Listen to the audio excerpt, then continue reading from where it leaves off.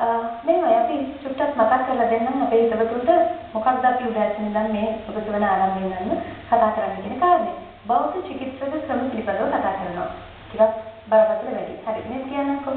දැන් අපේ එරියාව නිසා අපේ වැරදි එරියාව නිසා ඇතිවෙන යම් රෝගාබාධ වලට දෙන හොඳ විසඳුමක් මේ බාහිරින් දෙන යම් කිරණ ඔස්සේ යම් ප්‍රතිකාර ක්‍රම ඔස්සේ ලබා දෙන හොඳ සරල පහසු විසඳුමක් පිළිබඳවයි අද දවසේ අපි කතා කරන්නේ. ඒ සඳහා සුදුසුම පුද්ගලෙක් කැඳවා තිබෙන බව ඔබ මෙවනට දන්නවා. හොඳයි.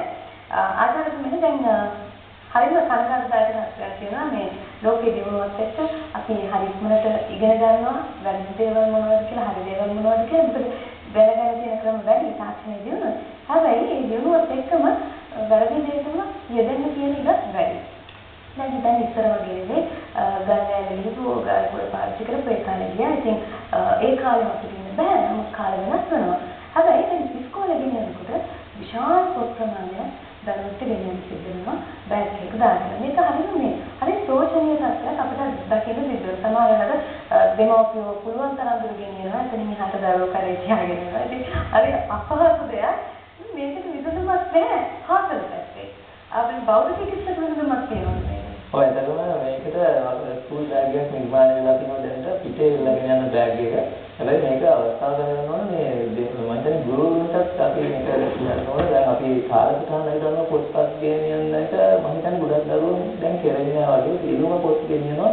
මේ පෙන්නන බෑග් එක තමයි නිවැරදි ක්‍රමය පිටේ ඉල්ලගෙන යන බෑග් එක. ඔය එක ගුරුවරයෙක් විතරක් දාගෙන ගියාම අපිට කොන් දෙක පැත්තට ඇදෙනවා ස්කෝලියොසිස් කියන රෝග තත්ත්වය පොඩ්ඩක් කරගෙන පුළුවන්. මේ විදිය දැන් හැබැයි මේ විදිහේ අනවශ්‍ය විදිහට බරක් ගෙනියන්න ඉතින් හොඳ නැහැ. මොකද ඉදිරියට ඒක දරුවෝ නැවෙනවල බරට සාපේක්ෂව. ලෝඩොසිස් ෆයිබෝසිස්ෙන් කරලා දෙන්න පුළුවන්. මේක ගුරුවරුන්ටත් මම හිතන්නේ මතක් කරන්න ඕනේ. දරුවෙක්ගේ අපිට අධ්‍යාපනය ලැබලා නිරෝගී සුව ඇති බුද්ධි කරන්න ඕනේ. ඒ නිසා අවශ්‍ය පොත්පත් විතරක් ගේන්න දරුවෝ යොමු කරන්න කියන එක තමයි කියන්න ඕනේ. එතකොට මේ දැන් ඔය විදිහම බෑග් එකක්. අපි හිතමු ඔය විදිහම පාසල් බෑග් එකක් අර අපි කියන මේ පාසල් බෑග් එක යොදන මේ අඬ දෙකක් වගේ තියෙන්නේ. හරි. ඒක හුඟක් පල්ලෙහාට ඇවිල්ලා බෑග් එක පිට හරියට පල්ලෙහාටම ඇවිල්ලා ගෙනියන තත්ත්වයක් අපි දැකලා තියෙනවා සමහර ළමයිට. ඒක තමයි නේද? ඔව්. හැබැයි බාන හැටියට අර අපේ ගුරුත්ව කේන්ද්‍රයේ තියෙන ශරීරයේ ඉහළ කොටසේ ඒක ගුරුත්ව කේන්ද්‍රයත් එක්ක දැන් ඒ දරුවා උසයි වයසයි එකයි ගෙනියන බර ප්‍රමාණය අනුව ඒ ඇඩ්ජස්ට් කරන එක තියෙන්න ඕනේ. ඒ පටිය පහකට යන ප්‍රමාණය වෙනස් වෙනවා. ඒ දරුවගේ උසයි ගෙනියන පොත් බෑගයේ බරයි අනුව. ඉතින් අර ඒ දරුවට විශාල බරක් නෙවෙයි නම් ඒක ගොඩක් පස්සට ගියන කමක් නැහැ. ඒ විදිහට ඉතින් පාරමී වෙලා තියෙන බර සහ ඒ ප්‍රමාණය බලනකොට වඩා දැන් ඉතින් බලන්නේ අනිත් ළමයි කොහොමද බෑග් එක අරන් යන්නේ මේගොල්ලෝ එක පටියකින් ගන්න යන්නේ ගොඩක්. ඒක ගොඩක් තරම් ටිකක් ලොකු මන්දිවලදී ඒක උරිස්සක් විතරයි බහන්නේ. අන්න ඒක නමුත් ඉතින් ඔබ ඒකට එහෙම පුරුදු වුණාට ඒ දවස්වල ප්‍රශ්නයක් තියෙනවා ටිකක් වැඩි හිටි වෙනකොට කාලයක් යනකොට ඒකේ ප්‍රතිඵල ඉන්න වෙයි. කොන්ද පණ තියෙනවද ඒක? ඒකනේ. හොඳයි ඔය සියල්ල එක්ක දැන් මේ ඉස්කෝලේ යන කාලේ පාසල් බෑග් ප්‍රශ්නේ එනවා. ඊට පස්සේ දැන් එතනින් එහාටත් අපිට මේ සාමාන්‍ය ජීවිතයේදී විවිධ බර ඔසවන්න සිද්ධ වෙනවා. ඒකෙදි ඉතින් අපිත් එහෙම විශේෂ ක්‍රමයක් ගැන කාගේවත් අදහසක් නැහැ. ඒ වෙලාවේ අපිට දැනෙන විදිහට මේක කරගෙන යනවා. නමුත් බර ඉතිරිවෙද්දිත් අපි නිවැරදි ක්‍රමයක් භාවිත කරනවා. ඔව්. සමස්තයක් මේක ගෙදර දොරේදී නිතරම රෝගී තත්ත්ව වෙන වැඩක් මල් පෝච්චු සොයන යන ගොඩනියන් ගෙදර වඩුබුට්ටු හැමෝම කරන දේ ළමයින්ට හැමෝටම මේක වැඩක්. මොකද අපි බලවසන නිවැරදි ක්‍රමය තමයි පොද්ද හිතුව තියාගෙන පහත් වෙන්න ඕන දනිසනවල මේ ඡායාරූපෙ පේන්නේ නිවැරදි ක්‍රමය තමයි අර ජපුන් පැත්තේ වැරදි විදිය. කොද්ද නම්ලා බලවසනකොට තේරෙන බරේ වෙයිට් එක එනවා පොද්දේ එක කෙලවරකට මාංශ පේශිය ඉලෙක්ට්‍රෝස්පයින් කියන පේශිය ඇදෙන්න පුළුවන් ඉන්ටර්වැලුවල් ඩිස්ක් ප්‍රොඩක්ට් වෙන්න පුළුවන් ජෙල් එක අඩු වෙන්න පුළුවන් එළියට පයින්න පුළුවන් පැටිවල තියෙන ජෙල් එක. අර විදිහ තමයි හොඳ විදිය කකුල් දෙක දණිස් වලින් නැවිලා පහත් වෙලා ඔසවන බර ශරීර කිට්ටුවට ගන්න ඕනේ. ශරීර කිට්ටුව නම් අර අපේ ශරීරයේ බර වෙන රේඛාව දිසට ලඟ කරගෙන ඒ දිසට vertical සිරස්ත ඔසවන්න ඕනේ. ඒක ක්‍රමයෙන් දැනෙන්න තියලා පොන්ද ඍජුව තියාගෙන තමයි උසවන්න ඕනේ. මේක තමයි නිවැරදිම ඉරියව්ව බර උසවන්න වමනේ. අර වැරදි එක මේ පැත්තේ වම් පැත්තෙන් තියෙන මොහොතක් තියෙන හරි විදිය. ඒක හරි විදිය පුංචි කාලේ නම් ඉගෙනගෙන නැද්ද? ඔව් ඇත්තටම අපි මම හිතන්නේ මේ කියන්නේ දැනුවත් වීම පිළිල නැහැ අපිට මම හිතන්නේ ගොඩක් අය ලේසි විදියට බලනවා මේක අපි දෙපැයින් නැගිටින ජීවිතය විදිහට හරිම වැදගත් අපි ලෙඩ වෙන්නේ ගොඩක් මේක තමයි. අපි වැරදි විදිහට වැරදි මාර්ග කල්ප කරනවා ගෙදරදී. ඒක බඩු මුට්ටු උස්සලා වෙන තැනක තියෙනවා හැම වෙලෙම අපිට වෙන්නේ මම අර පෙර සඳහන් කරා වගේ අපි 90%ම අපි විසින් නිර්මාණය කරගත්ත රෝග වලට මේ ප්‍රතිකාර ගන්න. ඇවිත් පාය දහස් වැඩි කියනවනේ. හැබැයි හරියට ඇවිත් නැත්නම් නිවැරදිව ඇවිත් නැත්නම් පොඩ්ඩක්වත් වටින්නේ නැහැ. මොකද ඊට පස්සේ වෙන්නේ ලොකු ප්‍රශ්න නිසා. දැන් ඇවිදීම පිළිබඳව කතා කරමු. එක එක්කෙනා ඇවිදින විලාසයන් වෙනස්. සමහර කෙනෙක් කැට්වොක් එක ඉදිරියට ඇවිදිනකොට කාන්තාව සමහර කෙනෙක් ඊට ඉඳුරාම වෙනස් විදියට වෙන්න පුළුවන්. හිතලා ඇවිදින අයත් ඉන්නවා. මම මේ කියන්නේ. දැන් ওই විදිහට අතල්තුනේ දැන් විලාස වලින් වෙනස් වෙන්න පුළුවන්.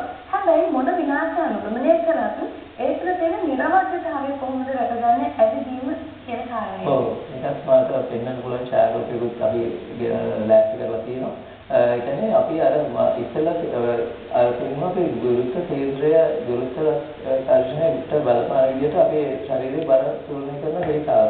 ඒ කම්පෙත්තලගේ තියෙන ඕන ඒ රේඛාව උරහිතලගේ උකුලට නැදී ධනිස් නැදී නායහ වලු කරවලු. අර දකුණු අත පැත්තේ තියෙන ක්‍රමය තමයි නිවැරදිම ඉරියව්ව ඇවිදිද්දී අර අනිත් ක්‍රම ඔක්කොම වැරදි. ඒකට පොඩිහරි පාංශවේශ මොකද ගුරුත්වයට කඩා වැටෙන්න තමයි බලන්නේ අපේ ශරීරයේ පොළොවට වැටෙන්න තමයි කොහෙද හදන්නේ. එතකොට ඊතලමේ ලකුණු කරලා තියෙන්නේ ඒ බලපාන ස්ථාන. ඔව් හරියට හරි. ඔව් ඒ බල ක්‍රියා කරන විදිය. දැන් ඒකට වැඩිපුර ස්ට්‍රේන් එකක් ගන්න වෙනවා අර දැන් අපි වම්මත පැත්තේ දැක්කොත් එතන අර ඇබ්ඩොමිනල් මසල්ස් වැඩිම වේග වෙනවා. ශරීර කොන්සන්ට්‍රේෂන් වැඩිම ඒ කියන්නේ අපි බලපාන්න ඒ කියන්නේ අනුමත වෙන වෙලා නැති පේශි වැඩ කරන්න ගන්නවා මේ විදිහට යනකොට. ඒකට ඒ පේශිය වෙහෙසට පස්සට පේශි රිදෙන්න ගන්නවා.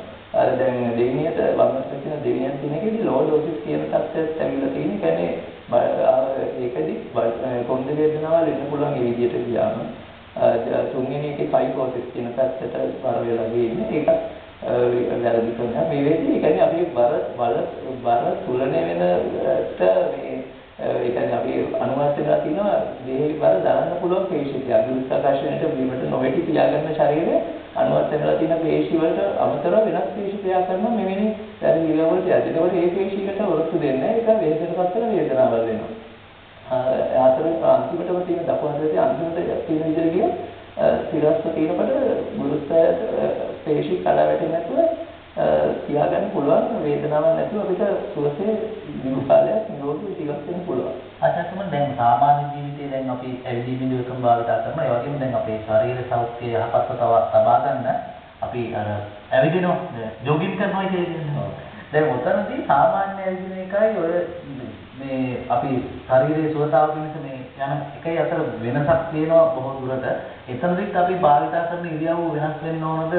ඒක කොහොමද සිද්ධ වෙන්නේ? ඔව් ඇත්තටම මේ ව්‍යායාම වලට ඇවිදලා මේ ක්‍රමෙම වෙන්න ඕන.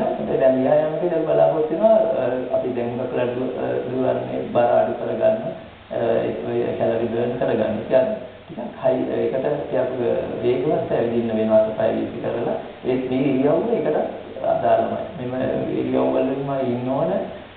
ඉතින් ටිකක් වේගයෙන් අතපය ඇවිදින්න ඕන. තමයි විනාඩි 20කට වඩා ඇවිදින්න ඕන. සාමාන්‍ය කොලෙස්ටරෝල් වගේ බර්න් කරන්න එවැනි ඒකදී විද්‍යාත්මක ක්‍රමවේද තියෙනවා ව්‍යායාම කරන්නම් වාලේ කරන්නේ දැන් ගොඩකට බඩ අඩු කරන්න අවශ්‍යයි ඇවිදිනවා තමයි. ඇවිත්තට බඩ අඩු වෙන්නේ නැහැ. දැන් බඩ ඒකට උදරයේ පේශි ශක්තිමත් යන වෙනම ව්‍යායාම. මොකද එක එක පේශි වලට අදාළ ව්‍යායාම තියෙන බෞද්ධ ස්වරූප තීරණය කරනවා. දැන් අපි කරන්නම් වාලේ ව්‍යායාම කරලා කාලය ශ්‍රමයෙන් උදරේ වැවෙනවා. තමන්ට අදාළ ඒ කියන්නේ හුඟක් හොඳයි උසුගම්ලත් පෞෂිකවරයෙක් හමු වුණාම ඒ අදාළ පුද්ගලයා රැස් කරලා එයාට ගැලපෙන ව්‍යායාම හඳුන්වලා දෙනවා. ඒක ගොඩක් වටිනවා. දැන් ඉස්සර කරපු හුඟක් දේවල් දැන් වෙනකොට වැරදි. ඒක හොයාගන්නේ වෛද්‍ය විද්‍යාවේ තාක්ෂණය. දැන් ඉස්සර අපි මේ ව්‍යායාම කරන කාලේ ඉස්කෝලේ යනකොට මෙන්න බෙල්ල සම්පූර්ණයෙන් වටේ කරකවන එවැනි ව්‍යායාමයක් දැකලා තියෙනවා කරනවා අපි කරලා තියෙනවා. ඒ වගේ ව්‍යායාම දැන් කරන්නේ නැහැ නේද? ඇයි මේක තියෙන වැරද්දක් තියෙනවා? ඔව් දැන් ඒක විදු වෙලාවක් දැන් මොකද අපි ඉස්සේ කියන්නේ ඩ්‍රයිවිං පශේරතාවල තියෙන සර්වයිකල් වර්චුවල් රියැලිටි තියෙන අන්තර්ජාල මණ්ඩල වල තියෙන ජෙල් ප්‍රමාණය පොඩ්ඩයි. ඒ කියන්නේ තින් එක අනි පටුව තියෙන්නේ. කටි කෂේරුකාවල කියන්නේ පානල ප්‍රදේශවල තියෙන කෂේරුකාවේ තියෙන ඉන්ටර්වර්ටිබල් ඩිස්ක් වල ජෙල් ගන්නකමට තියෙනවා. දැන් එම අර අපි විතර රිපීට් මූවමන්ට් වැඩි වැඩියෙන් කරද්දී බෙල්ල කරකවීම වගේ වැඩි ගොඩක් වෙලාවට ඒ කෂේරුකා අතර ඩැමේජ් වෙන සම්භාවිතාවක් තියෙනවා. විශේෂයෙන් ඔය ඔළුවෙන් හිට ගන්න අය විශේෂයෙන් දැන් ඒක අපි අනුවාද කරලා තියෙන්නේ ශරීරයේ බර යටට වෙන ගොඩක් බලපාන. එතකොට යට කටි කෂේරුකාවල තමයි ගන්න සමට ජෙල් තියෙන්නේ. අපි හිතෙන් හිට ගන්න අයදී ඇඟේ සියලුම බර වැටෙනවා අර ග්‍රයිවි කෂේරුකාවලට. ඒ කියන්නේ සර්වයිකල් කෂේරුකාවල තියෙන ඉන්ටර්වර්ටිබල් ඩිස්ක් වල තියෙන ජෙල් හරියට තුනි. ඒකට අර බර උහුලන්න බෑ ඒ කෂේරුකාවලට. එතකොට ඒකයි තියෙන ජෙල් එක ඉක්මනින් ඉවතට පායිනවා. එතකොටත් ස්නායු තෙරපීමට ලක් වෙනවා සුෂුම්නා ස්නායු අපි සුෂුම්නාවේ ඉවතට එනවා. ඒ කෂේරුකාවල පාත්‍රය සීතල ස්නායු තෙරපිලා අතලිගේ යන වේදනාව, ගිලෙහි වේදනාව, සිතේකක් තුන තමයි කලන්තේ බව සම්බන්ධ වෙලා කරන්නේ බව නේද? වර්ටිබල් ආර්ටිකල් එකක් තියෙන එකක් ප්‍රෙස් කරන්න පුළුවන් වර්ටිබල් ඉන්සර්ෂන් කියලා. එවැනි තත්ත්ව තමයි මොකද ඒක හිත ගන්න අයට ඒ කාලේ වෙන්නේ අවුරුදු 10 15 කියන්නේ සමහරවිට මේ වගේ ප්‍රතිඵල එන්නේ. තාම පාසල් යන කාලේ ව්‍යායාම කරාට පස්සේ ආයෙත් කරේ නැද්ද? සෑහෙන කළා. ඔළුවෙන් හිටගත්තේ නැහැ නේද? ඔළුවෙන් හිටගත්තා. සමහර යෝගා ව්‍යායාම වල තියෙන හෙප්ටන් කියලා එකක්. මේක හරි ඉවරදිව කරන්න බැරි වුණොත් ඔන්න ඒකත් ඇති වෙනවා. එහෙම පොඩි ආර්ථිකයක් හිටියා. හරි. මොකද සෝති දැන් මේ කතා කරපු දේවල් අපේ ප්‍රේක්ෂක හිතාගෙන ඔබට වගේම මෙතන ඉඳගෙන ඉන්න අපිට. ඒ වගේම අපේ ඉදිරියේ ඉන්න අපේ මේ කැමරා සහෝදරයන්ට ඒ විතරක් නෙවෙයි නිෂ්පාදක මතර මේ කණ්ඩායම මේ හැමෝටම හරි වටිනවා. මොකද අපි ජීවත් වෙන්නේ අපේ ශරීරයත් එක්ක. නැත්නම් අපි කොහේ ඉන්නද? ඒ නිසා මේ ශරීරය නිවැරදිව තියාගෙන ක්‍රම පිළිපද කියා දුන්නාට අපි බෙහෙවින් ස්තුතිවන්ත වෙනවා. ඔව් අද දවසේ අපිත් එක්ක එකතුනේ ප්‍රමුඛාචාර්ය ළමාංගලේ ප්‍රධාන භෞතික චිකිත්සකාචාර්ය ජාලී විලන් මහත්මයා බොහොම ස්තුතියි උතුමන්ට අයබෝවන්. ඉතින් දැන් මේ අපේ ආරම්භය අපේ ඒකායන පරමාර්ථය ලස්සන ජීවිතයක් ඔබට සිරින කරලා දෙන එක. ඒ නිසා තමයි අවුරුදු 10කටත් එපිට ඉඳලා නුගර් සෙවන කියන විශේෂ වැඩසටහන අපිට ගේන්නේ. ඔබට කොයිතරම් හයියක් වෙනවද? විවිධ අංශෝස්සේ විවිධ ක්ෂේත්‍රෝස්සේ මේ හයිය ලබා දෙනවා. ඔය ඔක්කොම අතර ලස්සන ගීතත් ලබා දෙනවා අපි. මොකද ලස්සන සොඳුරු මිහිරි ලෝක පිළිබඳ බලාපොරොත්තුවයි මේ සඵල කරගන්න උත්සාහ කරන්නේ.